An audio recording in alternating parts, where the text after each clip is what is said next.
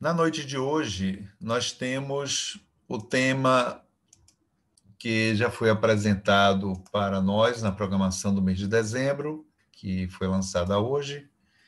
Temos a fuga para o Egito e temos o massacre dos inocentes. Então, começamos aqui com o próprio texto de Pastorino, as partes que estão evidenciadas em amarelo, que vocês podem ver, são aquelas partes que pretendemos aqui acentuar e ensejar alguma discussão. Então, a gente vê aqui em Mateus, capítulo 2, 13 a 15, justamente a saída da família de José, Maria e de Jesus para o Egito, chamados pelo anjo do Senhor, por um espírito guia, um espírito bom, que, vindo da parte de mais alto, os convida para sair daquele lugar, porque havia uma ameaça de Herodes, no sentido de matar as crianças que teriam nascido por aquele tempo. E aí, durante a noite, José tomou Jesus e Maria e foram na direção do Egito e ficaram ali até que Herodes morresse. E haveria, então, essa promessa do profeta no sentido de chamar do Egito a seu filho, ao filho do Senhor. Então, Pastorino comenta, né, que havia no Egito duas colônias israelitas, uma situada em Alexandria e outra em Heliópolis. Bom, o Egito ficava a cerca de 250 milhas da região onde Jesus, Maria e José partiram, a 6 dias de viagem. Né? Não se sabe exatamente onde a família de Jesus ficou. Tá? A tradição copta indica a cidade do Cairo, mas, como diz aqui Pastorino, não há nada de certo acerca disso. Portanto, a gente pode imaginar que se a família foi para o Cairo, foi justamente para uma região onde existiam as pirâmides, né? Já que as pirâmides ficam justamente perto da cidade do Cairo. Nada mais próprio, né? Até porque é possível de imaginar que, sendo as pirâmides um signo iniciático muito profundo, antiquíssimo, cuja data de construção não se tem ideia, provavelmente não tem somente 4.500 a 5.000, 6.000 anos de idade. A efígie de Gizé, como as pirâmides hoje são avaliadas como perdidas no tempo em termos da sua construção, e provavelmente representavam signos de uma condição iniciática muito profunda, como, aliás, sabemos que os egípcios o tinham. Então, a informação copta de a família de Jesus irem para o Cairo se torna bem interessante quando a gente pensa nessa iniciática, né? Nesses lugares onde a ciência profunda, a ciência espiritual profunda, esotérica com S, ou endotérica, como prefere o próprio Pastorino, era praticada. Ficaram até a morte de Herodes, e aí, como ele faleceu 7 dias antes da Páscoa, ou seja, entre março e abril do ano 4 antes de Cristo, então Jesus, como nasceu 7 antes de Cristo, como já aqui revisamos as datas de nascimento, Jesus deve ter retornado para a Palestina quando ele tinha 3 anos de idade. Então, certos apócrifos, e aí a gente vê Pseudo-Mateus, Pseudo-Tomé, texto latino e evangelho árabe da infância, relatam exatamente isso. Né? E aí, do Egito chamei meu filho, é o texto hebraico do profeta Oséias, capítulo 11, versículo 1. Então, Pastorino aproveita para dirimir, né? Ou melhor, para mastigar efetivamente o que foi essa saída da família de Jesus para o Egito, né? Então, novamente, ele retoma o intelecto na figura de José, Maria como sendo a intuição, e esse homem novo, ou este filho do homem que se apresenta da união do intelecto com a intuição, Jesus, o Cristo, né? Ele volta a apresentar e o intelecto decide, porque é informado dos riscos que essa condição do homem novo, do Cristo no ser, passa se permanecer no mundo ou naquilo que representa Herodes, que é a materialidade do mundo, que são os poderes do mundo.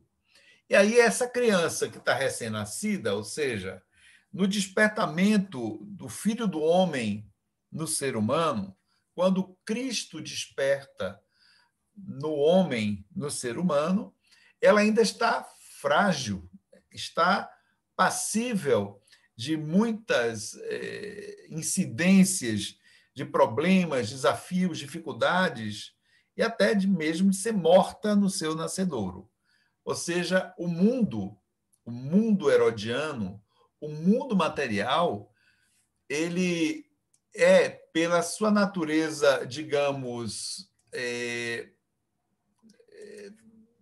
luciférica, né?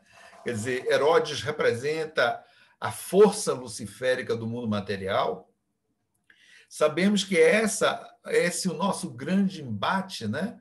Entre o Logos, que representa o Cristo em nós, e Lúcifer, que representa a nossa conexão com as coisas do mundo, com o príncipe, os príncipes do mundo, estabelece esse embate interno. Então, nasce a criança, nasce o Cristo, e como ele está ainda medrando, como ele está ainda surgindo, vê-se no embate com as forças, com as potências do mundo material, representada por Herodes, que realmente quer sufocar aquele nascimento da luz, aquele nascimento do brilho do Cristo dentro do ser humano, né? Então, aqui a gente está tomando o fato da fuga para o Egito, a situação de Jesus, Maria e José, para entender no enfoque mais profundo, quer dizer, no enfoque trazido por Pastorino, o que está em jogo na descrição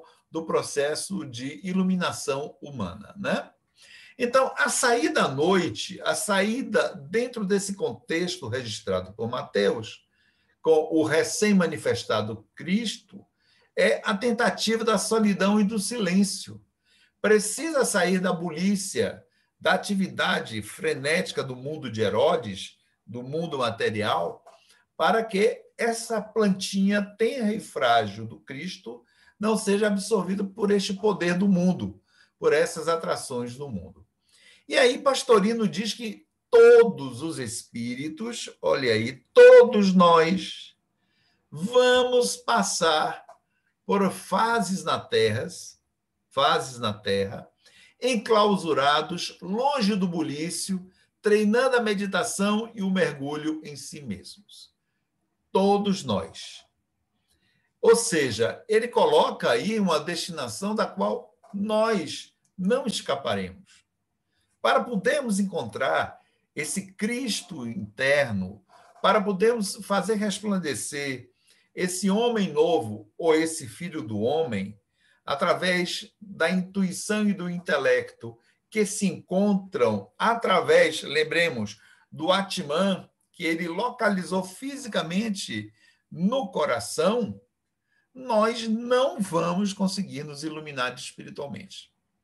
Nós não vamos conseguir ascender. Ficaremos o tempo todo transitando pelas coisas do mundo. É por isso que temos a observação de Jesus de que o reino dele realmente não é deste mundo. e que todos nós que desejamos a ascensão espiritual precisamos, na medida da nossa possibilidade, paulatinamente, renunciarmos aos mandatos do mundo. Reparem, não é necessariamente renunciarmos ao mundo, não é necessariamente nos afastarmos do mundo por completo. É, enquanto precisamos fazer este encontro, sabermos sair do mundo. É por isso que Jesus frequentemente retirava-se para o deserto, retirava-se para a solidão, para ele poder estar consigo próprio, para ele poder entender o jogo de forças ao qual ele estava submetido nesse mundo.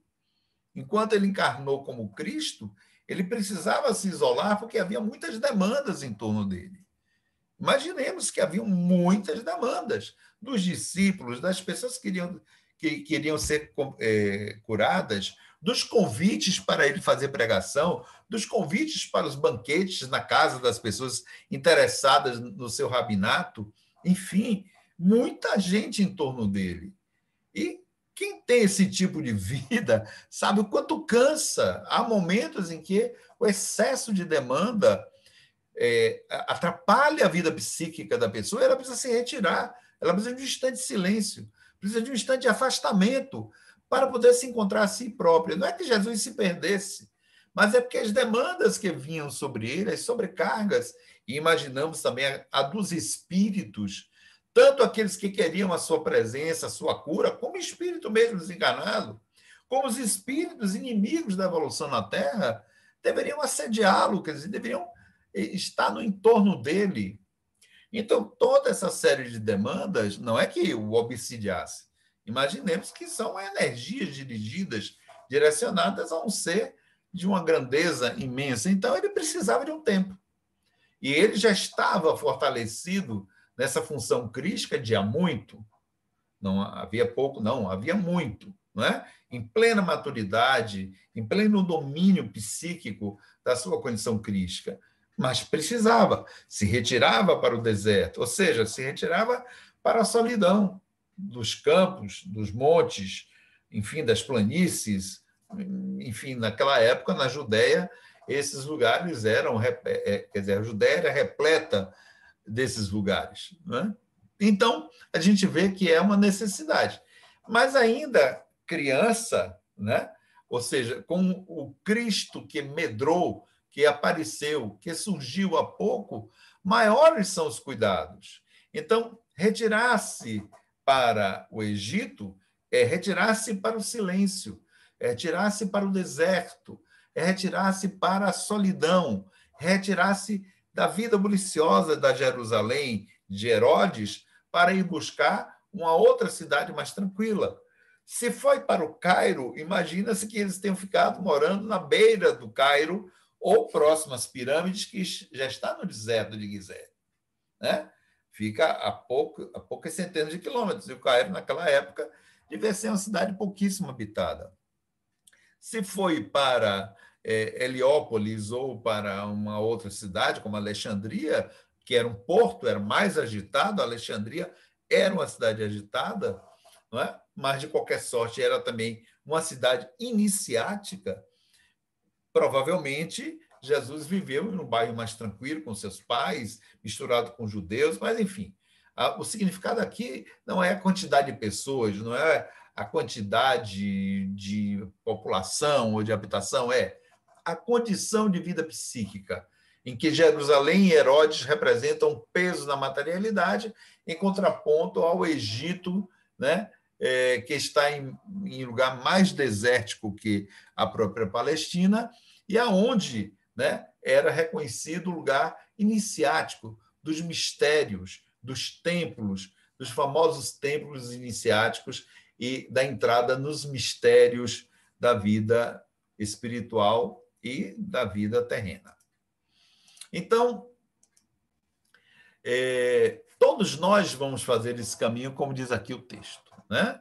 A gente vai ter um momento em nossa vida, talvez já estejamos nela, talvez no futuro próximo, talvez no futuro mais longínquo, em que a gente vai precisar sair dessa bulícia para fazer a meditação, fazer o mergulho em si mesmo, fazer uma introspecção para o encontro com a nossa essência espiritual, com a nossa mônada divina, que é o elemento de sintonia, de cristossintonia com as forças divinas, com o Cristo Jesus e com Deus.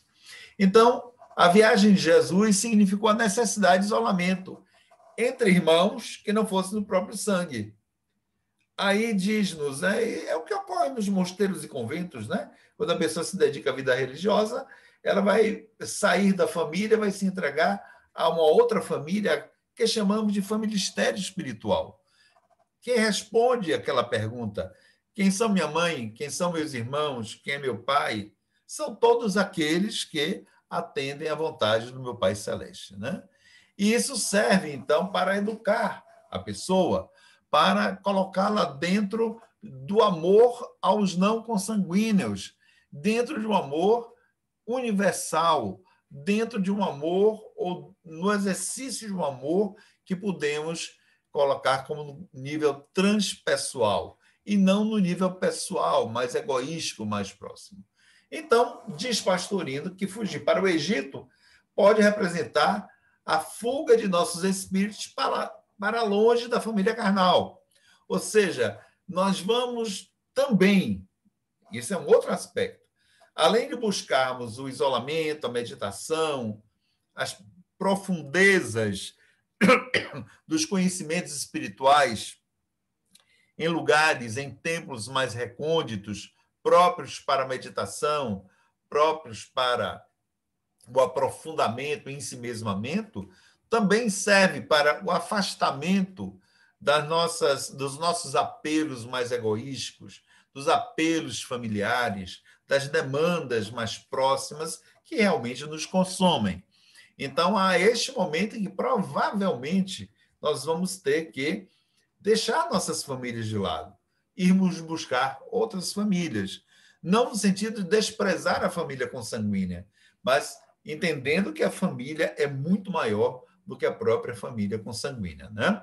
Então, isso é um dos aspectos da iniciação espiritual mais profunda, mais decisiva. Aqui vocês veem, né, uma bela imagem de Maria com José e Jesus saindo na noite, né, para a fuga do Egito. Está aqui a autoria de Bida, gravura de Brequemont, né? Mas também diz Pastorino que há outros ensinamentos, né?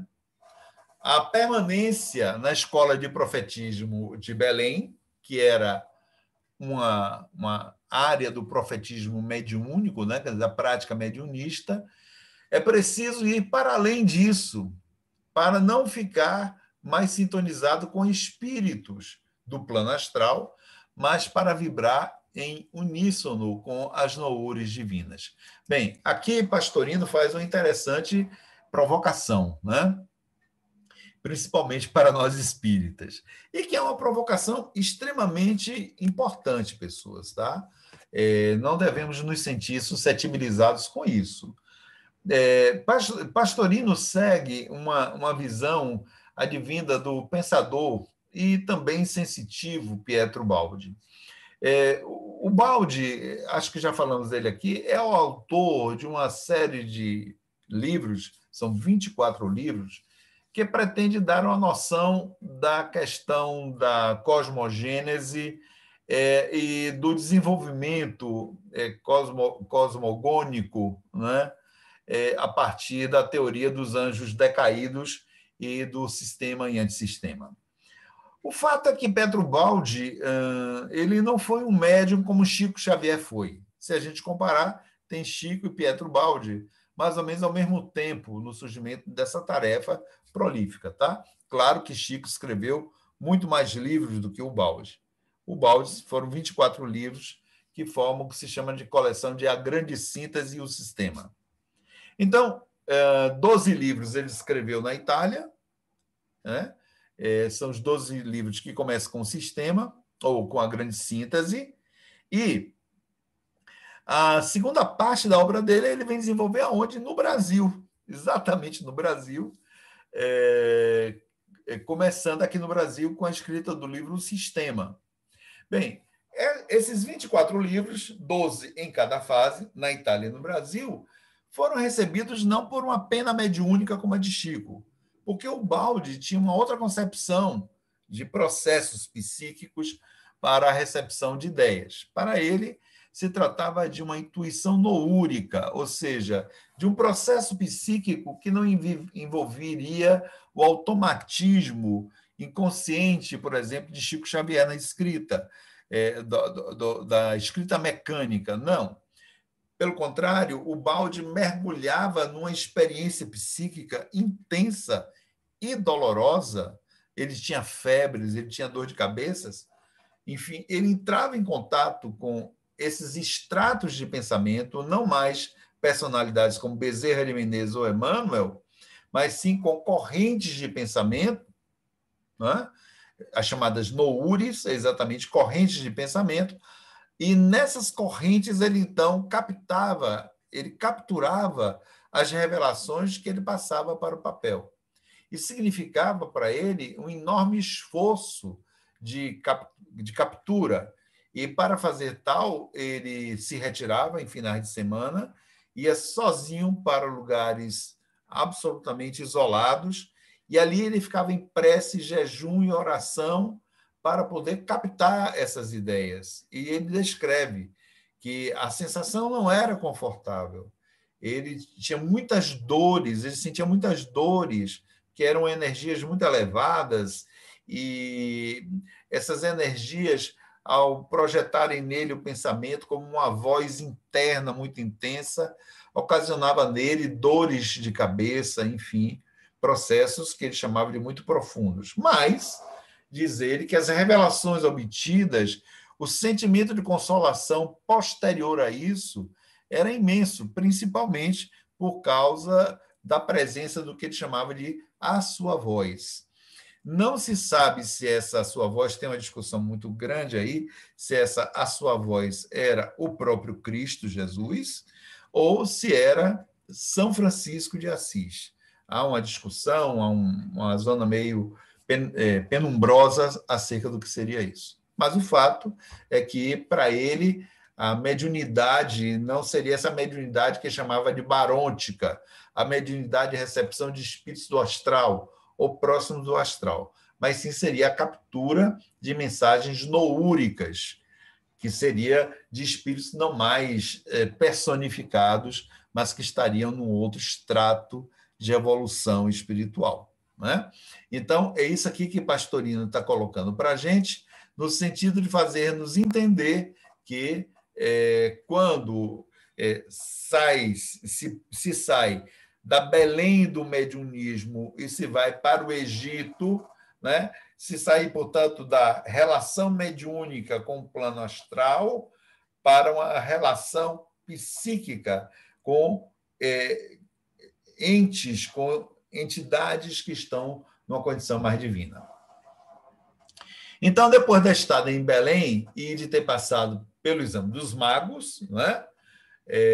Então, aí significa que a gente vai passar por uma experiência em que magos, né, vão nos examinar, vão estar às voltas com nossas competências psíquicas, e de ter vivido, né, os problemas da matéria e do mundanismo, representado por Herodes, o espírito que venceu essas provas vai para além, vai para um santuário mais avançado, aqui representado pelo Egito. Né?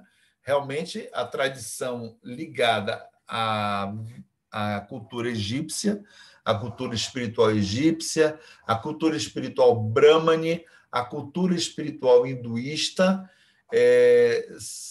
denotam mais avanços no que se trata da espiritualização. Então, há para nós ainda uma espiritualização muito à base da relação com os próprios espíritos, e sabemos dos percalços que isso significa, né, dos óbices que há nesta relação com a vida espiritual do plano astral e até um pouco mais acima mesmo, mas aqui não se trata mais disso. Né? Nessas grandes escolas iniciáticas, se trata de uma capacidade anímica de sintonia, de canalização com essas forças espirituais mais elevadas. Então, Heliópolis, ou a cidade do sol, né, que é isso que significa, Heliópolis, ou a cidade do sol, tinha um templo iniciático onde candidatos, aqui ele está dizendo, ó, de envergadura, quer dizer, espíritos muito elevados se exercitavam no espiritualismo mais profundo. Então, a fuga para Heliópolis, aqui entendida como uma das possibilidades de fuga, também pode ter esse significado. Ir para a cidade do sol, ou seja, da iluminação, onde ali se processam vivências espirituais mais profundas, que não a da prática mediunista, né? Então, o órgão mais desenvolvido na posição anterior da evolução, no estágio homem, é o intelecto, né? Ou seja, todos nós sabemos que na condição humana a gente exercita primeiro o intelecto para depois, essa é a via de regra, pode se inverter, sim, pode haver casos em contrário, primeiro o moral, depois o intelecto, mas, via de regra, desenvolvemos primeiro o elemento intelectual para depois desenvolvermos o elemento moral, né? Então, o intelecto ele predomina na fase humana, na fase de homem, quando ainda queremos nos instituir e nos afirmar na condição humana. É por isso que construímos tantos artefatos, é por isso que constituímos tantas bibliotecas, é por isso que constituímos tantos saberes, para que desenvolvamos o intelecto. E aí é o intelecto que recebe o encargo de levar o Cristo recém-nascido e a intuição, que é mais frágil, a um lugar seguro, que é o lugar da iniciação mais profunda, principalmente para a força crística então nascida, e quando morre Herodes, ou seja, quando os aspectos de materialidade são superados, quando aquele ser não se sente mais atraído pelas forças mundanas, então, quando ele pode caminhar com os próprios pés e se governar, ele já estará na qualidade de filho do homem. Ou seja, já terá superado os apelos da vida material. E aí, Pastorino diz, né? Isso é tão fato, aqui ele está falando no nível simbológico, tá? Não podemos esquecer disso. Ele está falando no nível simbológico. Ele está olhando a cena, está olhando o evangelho no plano simbológico. Portanto, ele está pegando os símbolos, os signos, e interpretando de uma forma mais ampla. Então, quem desaparece quando Cristo se afirma como filho do homem é José. Não é? José desaparece da vida de Jesus quando Jesus vai amadurecendo. Não é? Não conhecemos Jesus com 30 anos tendo aí no pai. Quando Jesus chega aos 30 anos, José já está morto.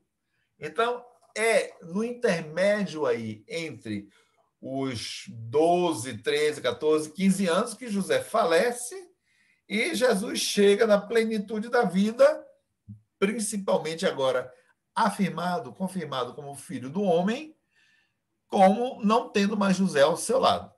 Então, o intelecto, no processo de ascensão, de efusão do Cristo, ele desaparece, porque ele não é mais necessário.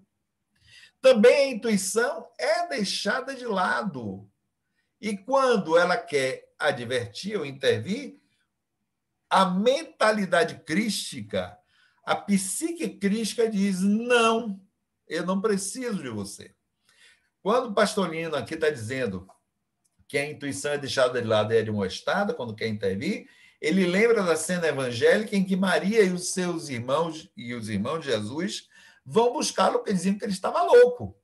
Mas Jesus está ali na plena posse do quê?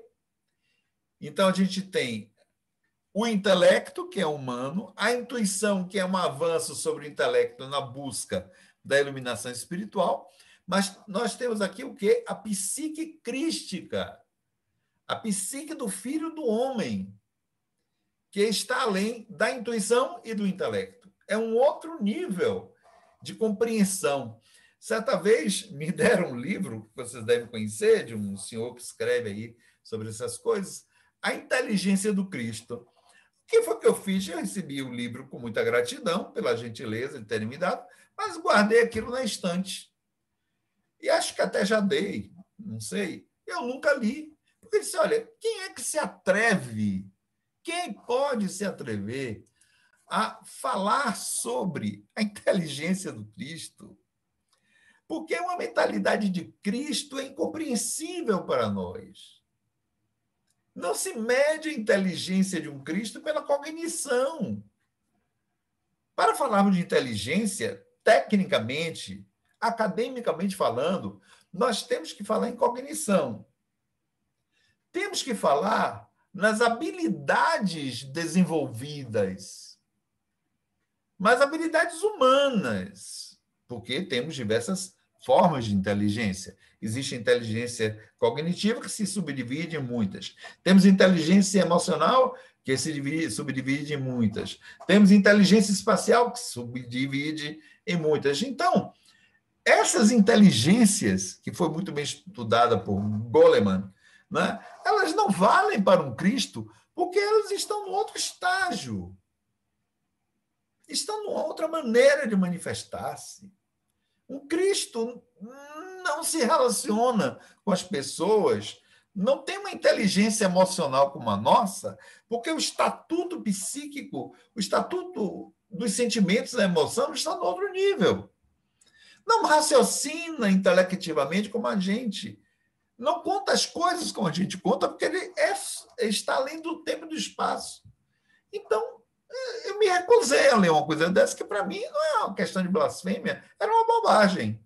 Acho que se trata de uma vaidade, tentar medir essa inteligência, tentar medir o Cristo. Não há como. Claro que com Deus nem pensar, mas com Cristo já é também um desafio impraticável, né? Então, o que é que a gente vê aqui? Que, na medida em que temos esse Filho do Homem, esse Cristo estabelecido, esse é o nosso futuro, não precisaremos mais de intuição, não precisaremos mais de intelecto, porque nossa forma de pensar, entender, raciocinar o mundo é outra. A nossa percepção será muito diferente. Qual é? Não sei, mas temos os indícios pelo que Jesus demonstra. E realmente não tem nada a ver com o intelecto, não tem nada a ver com intuição. É uma outra forma de operação psíquica. Então, todos nós vamos seguir isso através de nossas vidas sucessivas. Isso é colocado por Pastorino, eu concordo com ele, é a nossa perfectibilidade, é um caminho comum. Por quê? Porque Jesus foi exemplo e modelo. É exatamente o que diz o Livro dos Espíritos. Que Jesus é o maior exemplo de espírito puro que já passou sobre a Terra e ele é o nosso modelo. Então, ele mostrou para o seu rebanho terreno como é que a coisa se processa através desses signos que Pastorino nos ajuda a ler e a entender. A sua vida na Palestina, portanto, um resumo do que são, do que serão nos futuros milênios as nossas vidas. Então, todo mundo se prepare. Nós vamos ter a nossa Maria Santíssima, nós vamos ter a nossa Madalena, nós vamos ter o nosso Judas, nós vamos ter o nosso Pedro, nós vamos ter o nosso Paulo, nós vamos ter a nossa cruz, nós vamos ter os nossos romanos. Esse é o nosso destino. Nós vamos ter um planeta para vir, para esclarecer, para permanentemente procurarmos esclarecer a mentalidade daqueles seres humanos, queremos crer, né? E quando olharmos para a resistência deles, a dificuldade deles, nós vamos chorar de dor, né? Mas lembrarmos, mas eu também já fui assim, né? O meu Cristo fez isso comigo e eu levei milênios desprezando tudo isso, preferindo morrer de Covid nos ajuntamentos na Barra, preferindo morrer de Covid, porque eu quero viajar para o interior agora, no que eu chamo de férias, me lançando na esbórnia, ficando a procurar riqueza, acúmulo, beleza, sedução. Eu fiz isso. Não é? A gente vai lembrar. E provavelmente vamos ter uma compaixão profunda por essas pessoas, como Cristo tem por nós. Não é? Como ele tem por nós. Ao vermos nossa ignorância, ao vermos nossas deliberações infantis, espiritualmente falando. Vamos adiante. Bom, aqui a gente vai ver um trecho de Pastorino em que ele quer fazer uma abordagem sobre o que é encarnar como ser humano, como filhote de homem, e essa transição hominal-animal, animal-hominal, perdão, animal-hominal. Pastorino aqui está sendo antidoutrinário? Não. Lembrando que o que ele está abordando aqui é exatamente o que temos na questão 540 do Livro dos Espíritos. Tudo na natureza se encadeia, desde o átomo até o arcanjo, que por sua vez já foi átomo. Então, isso demonstra que o átomo, na época de Kardec, era a menor partícula existente, né? Da condição mais insignificante até uma condição pré-crística, que é do arcanjo, né? O arcanjo é um pré-Cristo. Então, nós temos esse processo, né, de viagem pelos diversos reinos conhecidos da natureza terrena, pelo menos. Mas ele está querendo pegar apenas o trecho entre o animal e o hominal. Então, quando o homem desce ao plano da matéria para reencarnar, a primeira coisa que o espírito se faz é ligar ao óvulo que será fecundado, no canal de Falópio, ou na trompa de Falópio. Mas, como ele diz, não é que o espírito entre no óvulo, ele se liga a e está fora. Ele está ali vasculhando o ambiente. A depender do grau evolutivo dele, ele pode ficar mais ou menos obscurecido, entorpecido pela ligação já. Mas ele não está dentro do óvulo, nem está dentro da barriga da mãe. Está fora. É por isso que João Batista, tudo indica, pôde influenciar Isabel para saudar a mãe do seu Senhor. Não é? Lembremos disso. Bem, aí ele, ligado ao óvulo, irradia as vibrações. Isso aqui é uma proposição de Pastorino que é muito seguida por muitos espíritos, inclusive André Luiz, né? Na encarnação de Segismundo. Eles, se bem que na encarnação de Segismundo há um auxílio dos amigos espirituais nisso aí, mas aqui ele fala que o espírito vai, então, escolher o espermatozoide que é propício para o aparelho físico necessário à sua evolução. Então, atrai, ou seja, sintoniza com o espermatozoide e recebe o espermatozoide para adentrar seu óvulo. Então, o espírito se liga ao óvulo e, neste momento, vejam aqui mais abaixo, né, nessa região aqui, ó, passa a relembrar, ou melhor, a refazer as fases evolutivas porque haja passado desde o seu ingresso na fase animal. O que é que ele está dizendo? É que quando há a fecundação, que a gente passa do estado de mórula, blástula e depois os primeiros nascimentos do feto, a gente, de certa forma, está ali naquela fase, até tomarmos a conformação humana, de certa maneira, revivendo etapas da vida animal, né? Da nossa vida pregressa, da vida animal, antes da fase hominal. Então, aí ele revive o espírito, em cada segundo de vida intrauterina, afirma Pastorino, as vidas remotas, milenares que já tivemos, as fases animais que já atravessamos, e a gente, embora isso, não fixa necessariamente as diversas formas da espécie.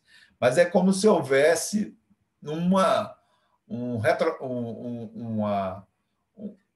retromemória, né, que nos faz adaptar novamente ao estágio hominal, revivendo as fases nominais, quem sabe até as fases minerais e também vegetais, né? Não sabemos. Precisaríamos realmente medir e perguntar isso a um feto. Mas quando a criança ela revisa essa evolução animal, ela rompe as barreiras animais e aí passa a estar no estado nominal. É neste momento que ocorre o nascimento. Então, é como se nesse instante a criança viesse ao mundo, não é? Com o espírito sintonizado na condição animal. Bem, ele diz: Adão, ou Adam, homem, ele é expulso do paraíso da bolsa materna, né? E aí vai ter que vir para a vida comendo o pão com o suor de seu rosto, né? Ele não retira mais nada da mãe. Agora ele tem que buscar por si mesma. Ela tem que se esforçar para poder obter o alimento, para poder pedir o alimento. Ela vai ter que chorar, ela vai ter que respirar. No estágio animal, o espírito era ainda irresponsável, agindo em perfeita harmonia com a mente cósmica. Aqui ele está falando o seguinte: o princípio espiritual, quando ainda no estágio animal, ele não tem deliberações por si próprio, ele não faz escolhas, ele não tem intelecto para ferramentizar seus ganhos, se sustentar. Então, sabemos que as leis da natureza, sejam como sejam, ela vai provendo ao animal as necessidades. Quando ele é domesticado, quem provê isso são os próprios seres humanos, né? Mas nessa fase animal, quando o intelecto ainda não define as suas escolhas, quando ele não tem um livre-arbítrio, quando não tem uma elaboração maior, não atrapalha essa relação com a mente cósmica. Só quando a gente entra na fase nominal é que a gente efetivamente começa a se atrapalhar com a lei, porque a gente usa o intelecto para usar o livre-arbítrio. E no uso do livre-arbítrio, a gente mete os pés pelas mãos. Na idade de 7 anos, ele chama aqui idade da razão, ou seja, quando a criança, isso corresponde sim aos aspectos desenvolvimentais da criança. Quando ela atinge os 7 anos, ela então tem uma razoabilidade, ela começa a entrar na escola, na aprendizagem. Estamos falando aqui da criança comum, padrão, né? E aí ela vai, né, nessa relação com a aprendizagem, com a escola, com a aprendizagem em casa, com o mundo, ela vai se apossar desse corpo para que ferramentize o corpo, maneje o corpo na sobrevivência do mundo, se preparando para a vida adulta, né? E aí começa uma nova jornada, né, que vai estender os horizontes, pelo menos para essa encarnação e para nós espíritas das encarnações futuras. Então, até os 7 anos de idade, Pastorino propõe, e aí a gente observa com alguma razão, né, crianças pequenas, como elas parecem estar vivendo entre um mundo e outro, que o espírito permanece fora do corpo. E através de um cordão de prata, vai, né, fazendo o desenvolvimento do veículo físico e levando a criança a atuar no mundo. Então, ele diz, é por isso que nessa fase ainda de retomada da razão humana, né, humanizada, a criança ainda tem certos comportamentos primitivos. Eu achei interessante essa teoria, né? O egoísmo, o impulso destrutivo, o impulso sádico, que realmente são características, né, da criança até os 5, 6 anos de idade. Mas ele diz, quando o espírito está mais adiantado, então esse percurso de revivescência de etapas anteriores são mais rápidas. Então aparecem o que ele chama de crianças prodígio, né, que fazem uso da sua razão, do seu intelecto, da sua moral, da sua fala, do seu discurso, de forma surpreendente, de suas habilidades, suas potências. E ao atingir, então, os 7 anos, ela já está muito mais adiantada do que 7 anos. Então, às vezes, com 3, 4 anos, demonstram comportamentos surpreendentes, absolutamente surpreendentes. Não é? Então, a criança prodígio, essas crianças que são fantásticas, Muitas vezes, se não tiverem o ambiente propício, os estímulos propícios, a assistência propício, ela não vai continuar com o seu prodígio, a sua prodigalidade, né? Psíquica, intelectual. Porque ali na fonte da fase de desenvolvimento, ela vai ser chucra, né? Ela vai dar chabu. E quando cresce, aquela criança que era esplendorosa vira uma pessoa comum, né? Porque o ritmo ascensional foi quebrado. E ela cansou, né? O ambiente talvez não tenha sido propício, ou situações kármicas desbasta aquela maturidade espiritual que estava ali potencial e que talvez em algum momento na vida adulta, ou provavelmente na outra encarnação, volte a se manifestar, né? Então, diz Pastorino que todos temos que chegar à plenitude da estatura de Cristo, não é? Então, a gente vê que o ensino de Pastorino é para nos direcionar acerca dessa iniciática que nos aguarda, acerca deste caminho que nos aguarda, que o Espiritismo é um beiral ou uma porta de entrada que nos faz vislumbrar o que ainda devemos seguir. Observem que no discurso espírita essas questões não são trazidas. E com toda razão, porque a tentativa de Kardec é nos despertar para nossa condição imortal. E que, como seres imortais, tem consequências, mas não apostando em uma maturidade espiritual suficiente para compreendermos esse drama cósmico ao qual estamos destinados. Ele fala da evolução, ele fala da perfeição possível, muito bem, mas o caminho para isso fica muito generalizado na doutrina espírita, e aqui temos a teoria pastoriniana nos direcionando nesse sentido. Bem, agora nós vamos continuar, essa parte é mais rápida, tá? Com o massacre dos inocentes, que está em Mateus 2, 16 a 18. Então, vocês estão vendo aí, né, que Herodes, se percebeu iludido pelos magos, ficou irado e mandou matar todos os meninos em Belém, em todo o seu termo, de 2 anos para baixo, conforme o tempo que tinha com precisão indagado aos magos, né? E aí, o profeta Jeremias já havia previsto, né? Ouviu-se um clamor em Ramá, choro e grande lamento, Raquel chorando a seus filhos, não querendo ser consolada porque eles se foram, né? Isso aí para dar essa consistência da predição do que ocorreria com o nascimento de Jesus. Mas Pastorino diz, olha, quantas crianças eram? E se considerando a população da época e as possibilidades estatísticas de nascimento, não foram mais do que 20 crianças, certo? Então, é interessante que Pastorino aqui, apelando para os aspectos históricos, tendo em conta a população nascida naquela época, as taxas de natalidade da época, mesmo se considerando crianças de 0 a 2 anos de idade, não deve ter sido mais do que 20 crianças. Então, não foram tantas crianças. Ele diz, bem, para quem matou tanta gente, né, como Herodes fez, e vocês veem logo abaixo, Mariana, Aristóbulo, Alexandre, filho dele próprio, e outro filho, Antipater,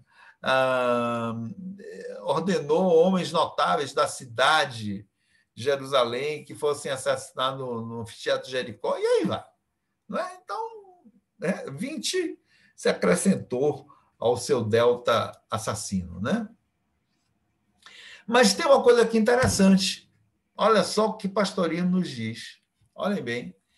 Esses meninos, segundo revelações espirituais modernas, eu queria ter sabido quem foi que disse, ele não diz qual foi a fonte mediúnica, foram homens reencarnados que cumpriram as ordens de Elias. O futuro João Batista, que também morreu decapitado. Porque essas crianças, esses 20, haviam degolado os 450 sacerdotes de Baal junto à torre de Quixon, que está descrito em Reis 1840, 19:1. E Elias também morreria adulto, como João, para sentir o peso de seu erro. Ao passo que os que obedeceram também pereceram à espada. Mas crianças, porque a culpa deles foi menor, não é? Porque eles foram mandados, sem terem consciência atual do que estava a ocorrer, e, portanto, com um sofrimento muito menor enquanto encarnados, não enquanto desencarnados. Né?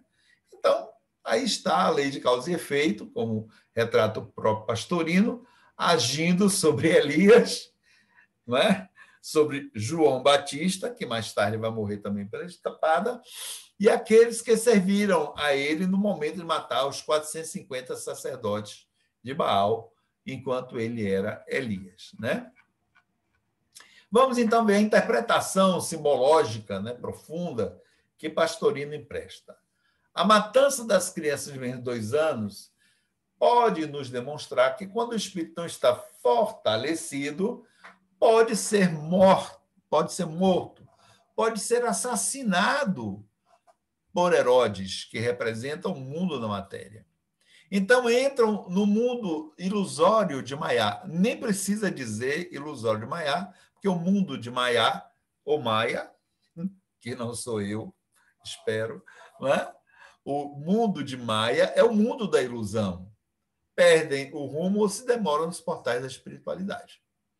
Então, as crianças mortas aqui, simbologicamente, remetem às promessas de Cristo, ou de cristificação, ou de espiritualização mais profunda, que não resiste aos chamados da vida espiritual.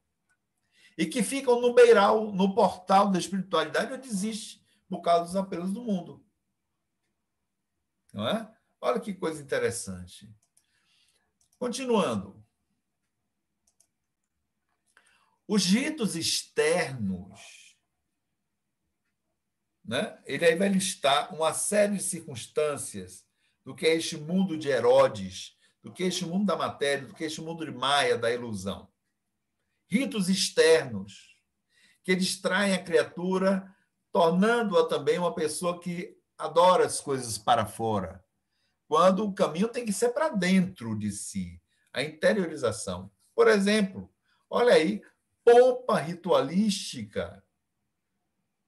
Então, quando as pessoas ficam envoltas pelos aspectos da exterioridade, com as pompas ritualísticas, com os ritos, com as circunstâncias, com as imponências, em que acredita que isso seja espiritualidade, nada mais está sendo do que acceder ao convite de Herodes, ao convite material, porque a espiritualidade não se dá nisso, nesse mundo externo, nas pompas, na ritualística, se dá no mundo interno. E olhem que coisa extraordinária quando a gente pensa na doutrina espírita. Quando Kardec diz que o espiritismo não tem sacerdotes, não tem ritos, não tem liturgias, não tem autoridades, não tem papas.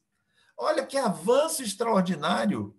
E como está próximo daquilo que Pastorino está nos mostrando, que deve ser o caminho da nossa iniciática. Por isso que não tem sentido, gente, a gente eleger espíritos, médiuns, pregadores, como santos, como nossos representantes de Deus na Terra. Volto novamente a bater na tecla, não tem sentido santificar Chico Xavier.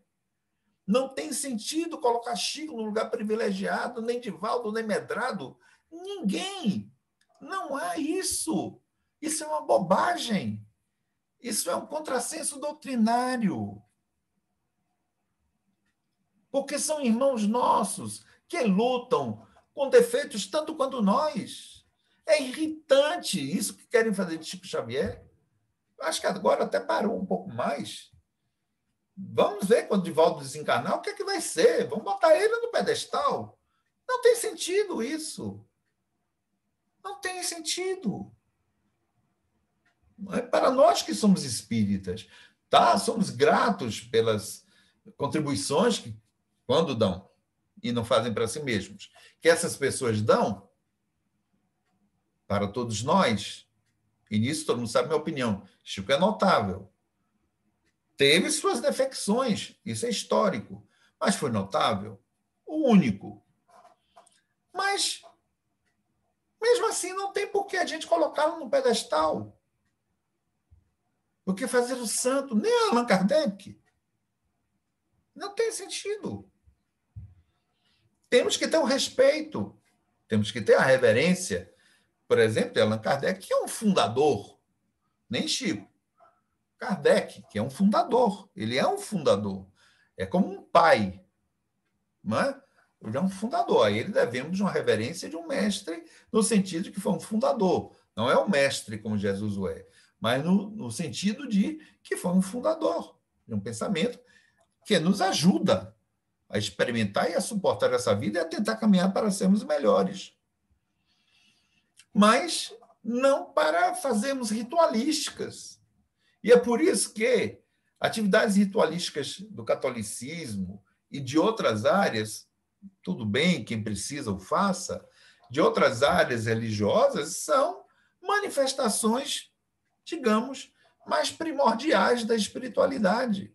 O encantamento pelas roupas, pelos perfumes, pelos altares, pelas flores, pelas faias, pelos brilhos, pelas luzes. Não, não. O verdadeiro templo é o interior do coração. Sigamos.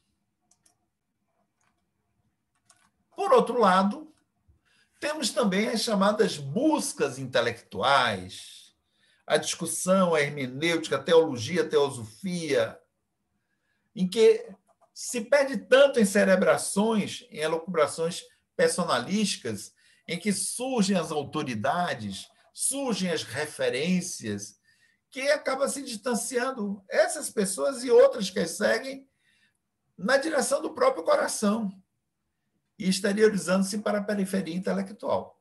Repare, Pastorino aqui não está negando a validade do pensamento intelectual e da razão.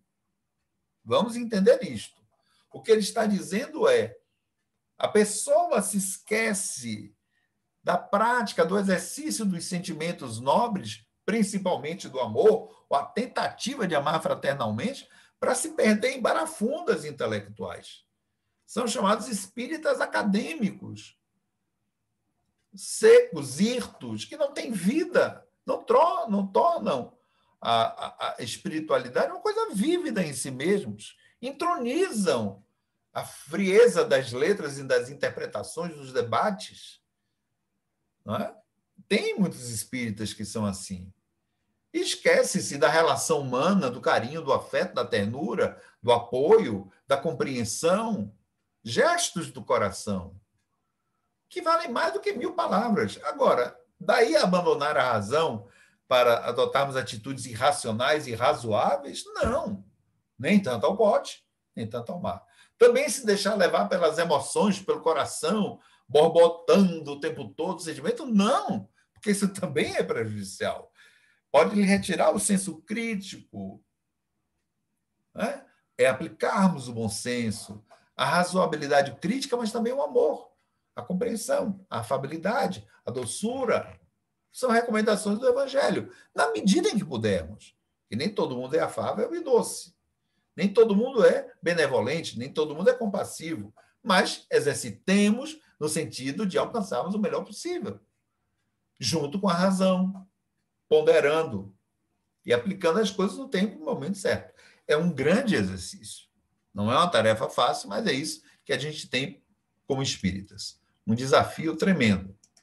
Bem, olha só. Também as comunicações com espíritos encarnados do mundo astral, né? Que às vezes dizem são mais atrasados do que a gente e que ficam guiando as pessoas. Né? E as pessoas acabam julgando o fim, o que apenas é um meio de progresso. Quer dizer, ao invés de entender a orientação do guia, que às vezes é menos elevado do que as próprias pessoas, do que o próprio médium, né? Não, fica todo mundo seguindo a palavra do guia, achando que aquilo ali é um fim em si mesmo, em vez de entender que aquilo é um meio, é um apoio. E aí, como ele disse, se desvia da rota, vai em direção a outras criaturas desencarnadas, ao invés de procurarem desenvolver em si o Cristo interno. Este é um problema do meio espírita. do chamado guiísmo, do chamado cultivo aos guias. E nós sabemos o quanto isso é grave no nosso movimento. Não é? Existem os emanuelistas, os Joana de Angelistas. Há pouco tempo atrás, a gente quase incorre no sintoma do emanuelismo aqui no NEFA. Eu disse, espera aí, está demais. Por favor. Tudo bem, eu aprecio muito e muito o Espírito de Emmanuel, tenho respeito por ele, mas, pelo amor de Deus, ele não é Deus na Terra, né? E ele não pode se sobrepor a Kardec. Mas tem centro espírita que também só faz palestra baseada em Joana de Ângeles. Quando você recebe o convite, está lá o trecho de Joana de Ângeles. E não é uma vez na vida, tudo bem, pode você pegar um trecho dela para estudar. Não, é persistente o texto de Joana de Ângeles. Como se ela tivesse agora a palavra final. E quando você procura na programação, cadê um texto de Kardec, que sim, é a nossa orientação doutrinária? Ele é o fundador. Então, as pessoas começam a se guiar pelo espírito de Antônio Carlos, que não é o nosso companheiro aqui, né? É um espírito, Antônio Carlos ainda está encarnado, né? Começa a ser o espírito de Ramatiz, começa a ser o espírito de Joana de Ângeles, o espírito de Emanuel, o espírito de Sheila, aí vira sheilismo. Eu conheço um centro espírita do interior e que todo mundo só fica falando, a irmã Sheila, porque a irmã Sheila disse, porque a irmã Sheila... Ah, bola, se Sheila tem mais o que fazer... Claro que ela é nossa amiga querida, inclusive aqui do NEFA, mas não é a nossa guia cega para todos os momentos. Ela vem quando é necessário. Não é? Do outro somos nós, como pessoas adultas, que temos um estudo para fazer, que temos que nos orientar para aprendermos a desenvolver em nós as qualidades que Sheila tem, que Emmanuel tem, que Bezerra tem. E não queremos que eles façam para nós esse trabalho, que é o que ele está dizendo, pastor Nino. Então, a gente também se liga aos guias espirituais e nos perdemos no guiismo, só fazemos tudo que o guia quer. Nada feito. Temos que respeitar a palavra do guia espiritual. Quando este demonstra sabedoria, quando este demonstra ponderação, que nós não temos. Mas vem o espírito para falar uma coisa que eu sei falar tanto quanto, como é que eu vou escutá-lo? Não tem razão.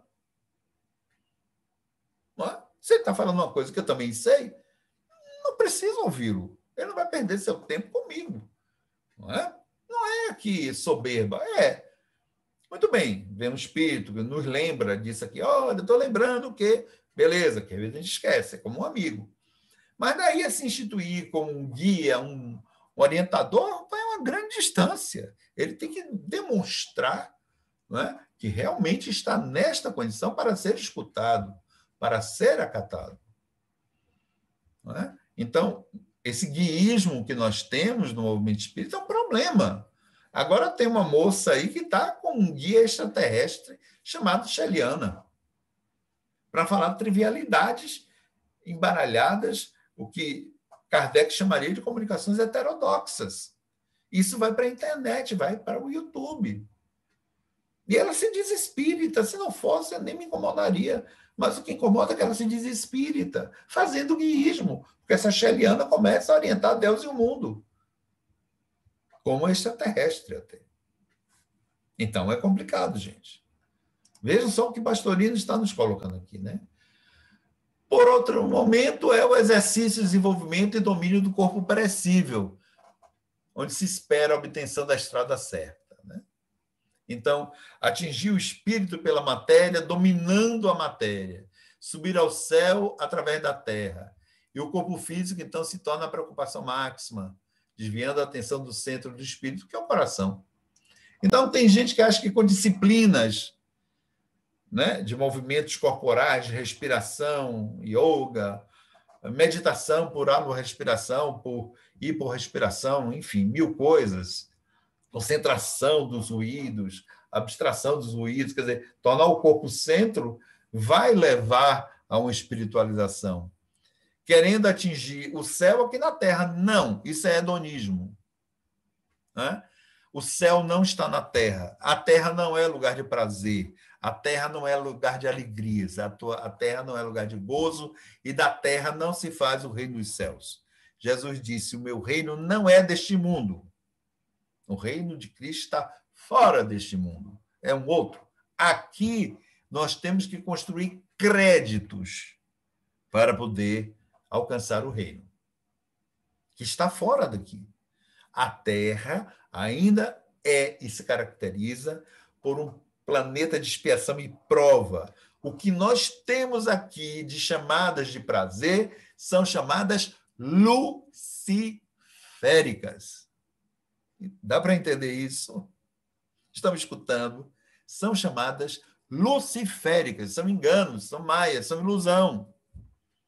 Não são uma coisa em si. Não é que a gente não possa usufruir de um prazerzinho, esse, aquele, né? Como eu gosto de comer uma pizza de camarão com cream cheese e tequiaque, e uma Coca-Cola gelada, né? No dia de sábado que eu saí do Nefa, 10 da noite, ia com alguns amigos, era o nosso início de fim de semana para comer isso, agora não podemos. Tá, isso é um pequeno prazer, mas eu ficar escravo disso, eu ficar escravo dos prazeres, eu pensar que eu tenho uma mentalidade de prazer hedônica na vida, não, isso é diferente. Não coaduna com o espírita. Ah, Rui, mas você então acha que tudo é sofrimento e obsessão? Não, também não é isso. É advertirmos-nos de que a Terra é um lugar de provas e expiações. O que a gente modular em torno de expiare, né? Ou seja, jogar para fora o nosso mal, é a presença ainda do mal em nós, que não significa que a gente está legal, nem vai ser feliz. Isto é broma, certo? Isto é auto-engano. Não há alegria possível. Porque se nós tivermos alegria como a gente quer ter, eu estou me esquecendo do sujeito que morre de fome. Eu estou me esquecendo do sujeito que está agora no hospital público, padecendo. Eu perco minha consciência sociopolítica de entender que eu estou num país cheio de corrupção, de gente bandida, de falsos cristos, de falsos profetas, cínicas, fascistas. Então, não dá. Como é que eu posso ser feliz assim? Eu posso ter minha satisfaçãozinha de ter minha casa arrumadinha, meu apartamento arrumadinho, minha comidinha na geladeira, beleza. Mas daí eu ser feliz? Desfrutar da vida como se fosse um eterno cântico de hosana, de alegria? Não. Pelo menos eu não consigo. Não dá. Eu saber que agora na Covid a onda vai ser pior do que foi em 2020, que vai morrer gente pra caramba, que o governador já disse que a onda na Bahia vai ser pior do que foi durante esse ano. Como é que eu posso estar feliz, gente? Como é que eu posso achar que isso aqui é o paraíso? Como é que eu posso achar que isso aqui é um lugar abençoado por Deus para nos conduzir à vida eterna? Não tem como. É um lugar abençoado porque aqui a gente padece, inclusive pelos erros que cometemos, para aprendermos. E não cometermos bobagens, como, por exemplo, o povo brasileiro, aqui, digamos, aproveitemos, insiste em fazer. Este povo infeliz, este povo ignorante, este povo ignaro, que continua insistindo no erro de achar que há caminhos para tornar um povo feliz num país desgraçadamente desigual. Mas aprendemos e vamos espiar. Vamos espiar. E vamos espiar tremendamente. Até o dia em que a gente aprenda a ser inteligente e racional e possamos pensar num outro tipo de vida e de conduta social. O fato é que esses óbices aparecem com o objetivo certo. Olhem só o que o pastor Nino adverte. Não deixar entrar aqueles que não estejam maduros. Então, a gente tem tentações no portal da espiritualidade para que possamos desenvolver a maturidade espiritual de cada ser.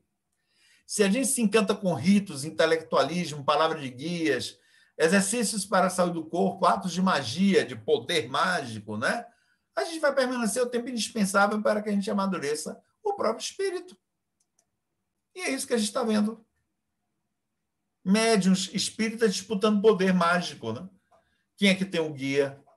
Quem é que tem mais poder? Quem é que atrai mais multidão? Quem é que faz mais coisas? É isso.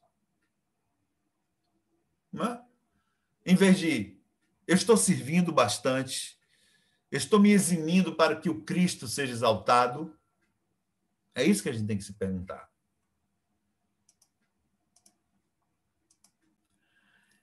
Se, por outro lado, está maduro, ou mesmo quando alcança a maturidade, abandona essas ilusões externas e vai para as profundezas abismais do próprio coração. Aí, para onde é que ele vai? Sai de Herodes, a vida buliciosa, material, e vai para o Egito do isolamento, à noite, onde ele vai encontrar a cidade do sol, Heliópolis. E aí desfaz a personalidade egóica, este eu, na imortalidade infinita da luz eterna e criadora. Então, os inocentes, ou as crianças são massacradas, o são pelas vaidades, pelas ambições, paixões, pelo intelectualismo ou pelas riquezas, e até mesmo pelo próprio espiritualismo mal dirigido. E é esse o grande problema que enfrentamos no nosso meio espírita. O espiritismo e o espiritualismo mal dirigido que às vezes a gente observa. Com as interpretações facciosas, com as interpretações deturpadas, com o negacionismo do nosso sofrimento, da nossa dor, como ainda é o nosso planeta. Por isso que a gente tem que orar para que ele passe para um estágio regenerativo, para que sejamos mais saudáveis e menos doloridos. Mas lembrando, nos mundos regenerados, as provas ainda existem, mas, diz Kardec, serão enfrentadas com outro teor e mais atenuadas. Então, se não passamos para esse mundo mais atenuado de provas, é porque as nossas provas aqui são difíceis. Então, não há como pensar que a Terra é um lugar de promessas, onde emana leite e mel. É um lugar duro, ainda muito duro, de muita dor. Não podemos pensar que o nosso mundinho burguês particular, dos nossos apartamentinhos, dos nossos carrinhos com ar-condicionado, eu estou dizendo de mim mesmo, representa o mundo. Aqui mesmo, entre os nossos companheiros, tem muita gente que padece de fome, não tem um salário, não vai ter uma aposentadoria. Já imaginaram a hecatombe disso? Não tem dinheiro para comprar um remédio. Então, quando às vezes vem pregações sobre o bem-estar, a maravilha, a tranquilidade, me dá uma irritação profunda, porque eu sei que aqui entre nós tem gente que não tem dinheiro para comprar um remédio, talvez não tenha dinheiro para comprar comida mais adiante, nem o pão. E saindo do nosso âmbito aqui, é provável que em torno dos nossos companheiros tem uma vizinhança que tem gente que não tem um plano de saúde, que se tiver Covid vai ter que ir para um posto de assistência de Pernambués, que é uma tragédia. Apelar para o sistema público. Então, como é que a gente pode falar de deleite? Tem colegas, companheiros nossos, que vêm para essas pregações falar de é o momento do deleite, e ainda fala com esse deleite. Ele, meu Deus, isso é coisa de Satanás. Só pode ser uma brincadeira. Não é, gente? Não, não tem deleite possível nem passível. Não tem. Certo? Se a gente bota a cabeça para fora do nosso quadrado burguês, bonitinho, de bairro arrumadinho, do Chame-Chame, de Santa Teresa, do Jardim Atlântico, do Costa Azul, né? E anda pela cidade para ver a miséria que existe debaixo das luzes de Natal, não tem como a gente ter deleite. Se a gente sai dos nossos condomínios bacanas do litoral norte e vamos nos bater com a realidade dura da população pobre, miserável, fedida, discriminada, assassinada, não tem como a gente se sentir feliz. Isso é negar uma realidade triste. Ah, porque essas pessoas são preguiçosas mesmo, elas não querem nada. Tá, vá morar no barraco que elas moram. Vá viver no lugar que elas vivem. Nasça onde elas nasceram. E se vocês me disserem que vão ter força para escapar de sem uma ajuda, apenas na meritocracia burguesa neoliberal do mundo, eu quero ver como é que vocês vão viver, se não vão meter uma bala na cabeça antes.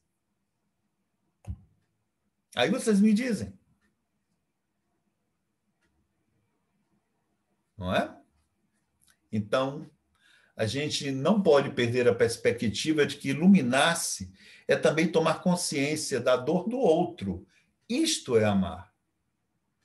Amar não é somente se jogar e se deitar por cima dos louvores e das lágrimas derramadas pelos santos e pelo Cristo.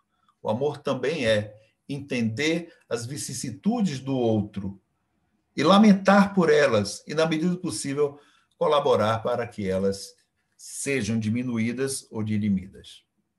Grato pela atenção de todos e todas. Me alonguei bastante, vocês sabem que eu sou um falastrão mesmo. Falo que nem a necessidade. Peço perdão pelo meu alongamento, mas espero ter contribuído para este momento. Paz e bem para todos e todas. Peço desculpas também pelo meu entusiasmo e pela minha indignação. Mas falar do Cristo sem falar daqueles que são deserdados da vida, eu não consigo. Paz e bem, obrigado. Então, vamos às perguntas, vamos aos comentários, aos complementos. Raimundo.